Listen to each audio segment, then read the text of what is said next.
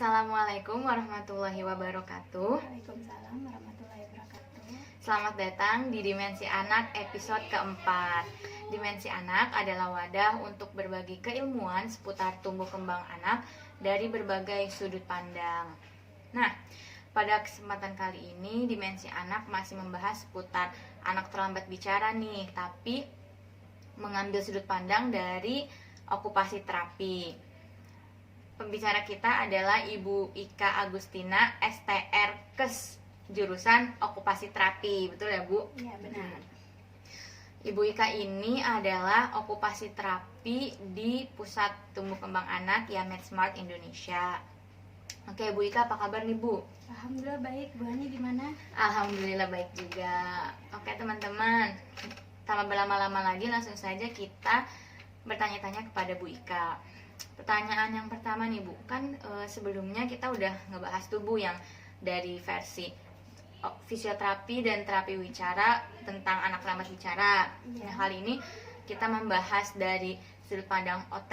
Jadi sebenarnya nih okupasi terapi untuk anak terlambat bicara itu fokusnya tuh kemana gitu, pandangannya seperti apa? Mungkin juga sebelumnya bisa dijelasin dulu okupasi terapi itu apa gitu, Bu. Oke, baik Bu Hani.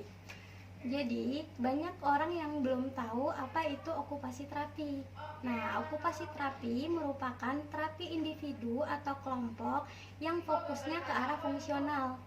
Nah, baik kliennya itu ada dewasa dan anak. Nah, khususnya untuk anak, kita biasanya meningkatkan kemandirian anak dalam aktivitas sehari-hari dan juga saat dia belajar. Nah, untuk OT pada keterlambatan bicara pada anak, sebelum bahas ke sana, kita harus tahu dulu nih, kenapa dokter itu merujuk anak-anak ke okupasi terapi terlebih dahulu sebelum masuk ke terapi bicara. Padahal orang tua mengeluhkan buat maunya cepet-cepet ke terapi bicara gitu. Perlu yang kita ketahui bahwa gangguan bicara itu atau bahasa juga disebabkan salah satunya yaitu fungsi proprioseptif dan juga fungsi vestibularnya gitu. Nah, fungsi proprioseptifnya itu seperti kesadaran anak pada sendi-sendinya. Nah, jadi contohnya anak harus tahu bagian anggota di bagian oral motornya supaya dia bisa menggerakkan saat dia mau berbicara. Nah, untuk kontrol posturalnya sendiri itu bagaimana caranya anak buat mengeluarkan suara tapi harus bisa memperkirakan nafas yang harus diambil. Jadi tidak semuanya suara dikeluarkan gitu. Misalnya kayak bilang apa, dia tahu-tahu ngeluarnya semua apa. Jadi anak kan jadi cepat capek. Nah, di situ jadi kemungkinan besar adalah bukan anak tidak bisa ngomong, tapi karena anak malas untuk berbicara gitu. Nah, untuk fungsi keseimbangannya sendiri itu ada hubungannya, itu erat banget hubungannya dengan pendengaran. Nah, sedangkan pendengaran itu adalah input informasi atau suara yang masuk.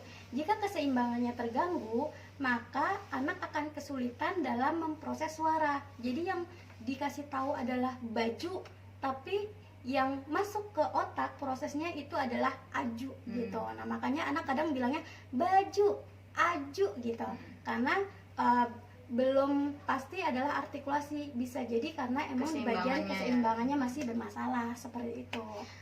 Berarti kalau misalnya tadi sedikit dirangkum ada tiga aspek, apa yang nyebutnya, Bu?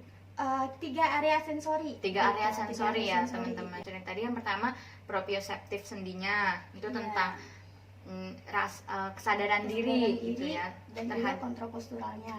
Kontrol postural. Itu proprioseptif sama kontrol postural itu jadi satu atau beda? Jadi satu.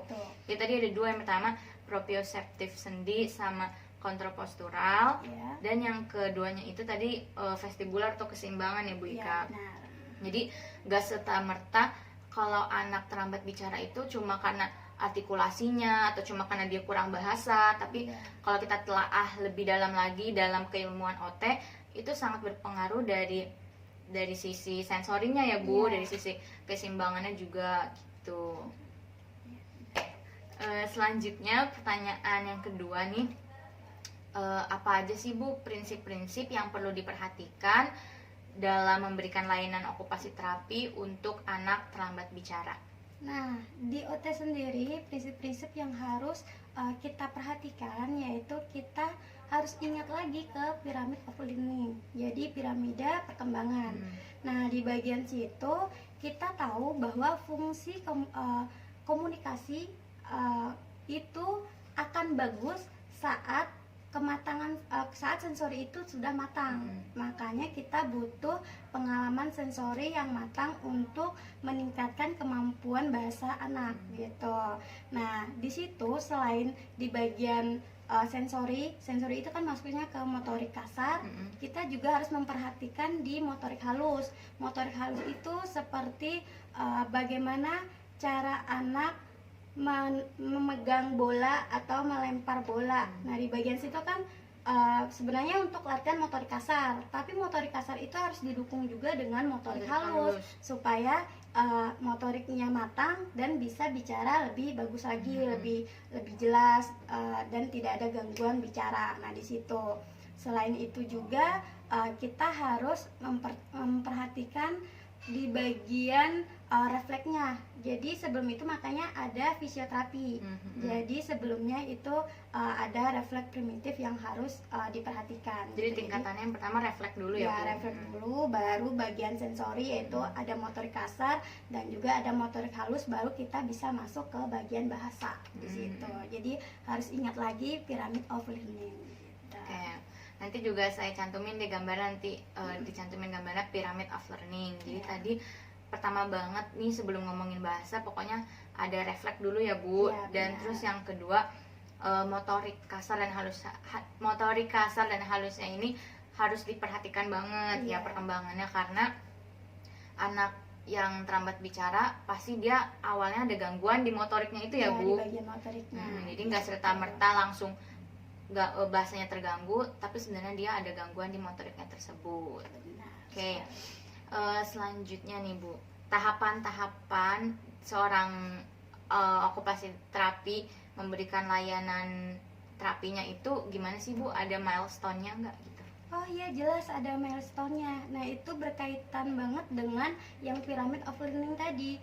Jadi kita harus tahu usia anak, usia perkembangan anak yang sebenarnya. Nah, usia perkembangan anak, jadi ibaratnya kayak membandingkan usia perkembangan yang sebenarnya dengan perkembangan anak saat ini gitu.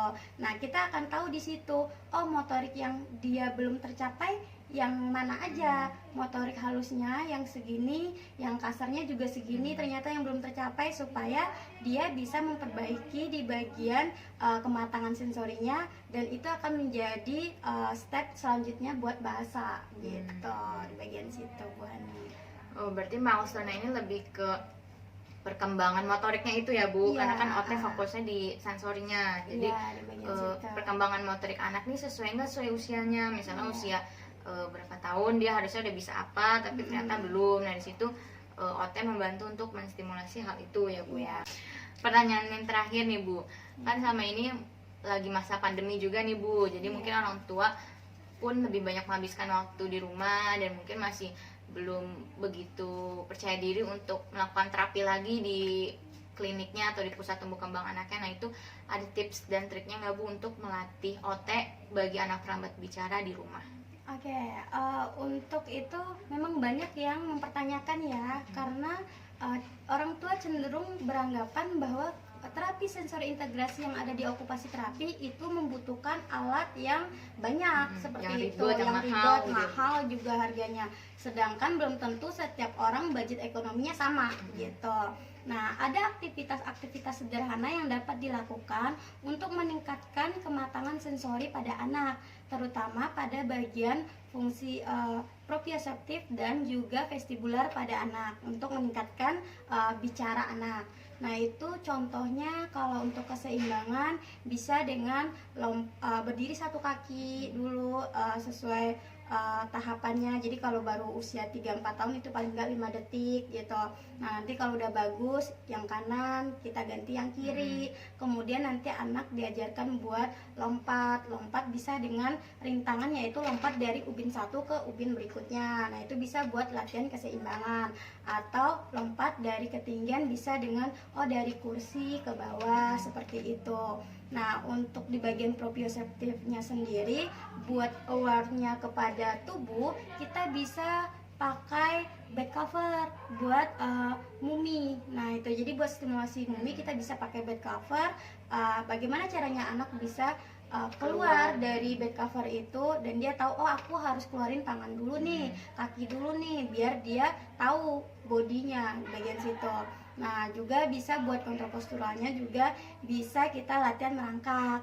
Merangkak kan juga ada banyak. Nah, bisa merangkak jalan gerobak yang kakinya diangkat, bisa juga merangkak lantai, di lantai, terus pakai terowongan juga bisa, terus dengan pola zigzag. Jadi itu semua bisa dilakukan di rumah dan tanpa perlu ada budget gitu. Jadi sebenarnya sederhana ya Bu untuk Iya, melatih sederhana. motorik kasar anak di rumah. Iya. Kayak misal tadi untuk yang vestibular bisa dengan berdiri satu kaki Iya. atau lompat. Nah, terus juga tadi untuk yang proprioseptif sendinya misalnya dengan melatih anak gerakan merangkak. Iya. Tapi gerakan merangkaknya divariasikan, itu pun Iya. udah banyak banget ya Bu. Udah banyak banget. Oke teman-teman, kita udah berada di akhir pembahasan nih. Sebelum ditutup, mungkin Bu Ika ada kesimpulan atau pesan yang ingin disampaikan? Ya ada, jadi begini, untuk anak keterlambatan bicara, OT fokus kepada memfasilitasi pengalaman sensori anak agar anak dapat meningkatkan kemampuan respon adaptifnya dan juga aware terhadap tubuhnya, dan itu sesuai dengan pyramid of learning, yaitu fungsi komunikasi akan bagus setelah anak matang pada sensorinya, seperti itu.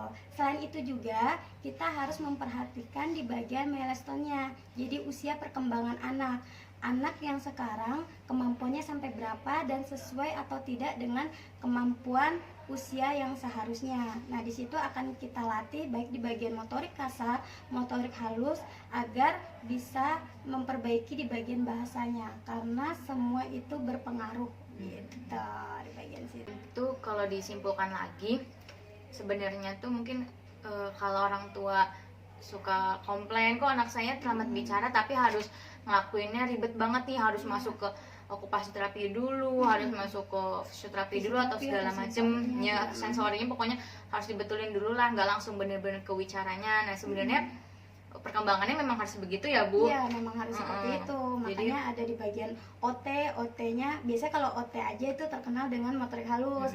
Nah, OT yang dijadiin program sebagai sensori integrasi, yaitu tadi bagian sensorinya, itu motorik kasarnya gitu. Nah, masuk juga kadang harus masuk ke fisio karena refleksnya masih bermasalah. Nah, juga baru masuk ke terapi bicara, seperti itu. Jadi karena perkembangan bahasa ini prosesnya panjang, rumit, untuk bisa berbicara butuh waktu yang panjang, jadi kita juga nggak bisa langsung mensimulasi anak cuma untuk bisa bicaranya, tapi harus bukan diubah ya, harus distimulasi dari perkembangan awalnya banget, yaitu dari refleks, dari motoriknya ya Bu. Iya, benar. Oke teman-teman, terima kasih sudah menyimak pembahasan dimensi anak episode keempat kali ini. Semoga apa yang telah disampaikan Bu Ika bermanfaat dan bisa diaplikasikan untuk anak atau mungkin saudara kalian di rumah yang mengalami terlambat bicara. Jangan lupa untuk follow IG-nya Dimensi Anak, di like, di komen, ditonton videonya. Terus teman-teman juga bisa follow Spotify-nya Dimensi Anak buat dengerin episode-episode terbaru dari Dimensi Anak. Dan jangan lupa untuk subscribe YouTube channelnya Dimensi Anak. Sampai jumpa di episode Dimensi Anak berikutnya. Dah.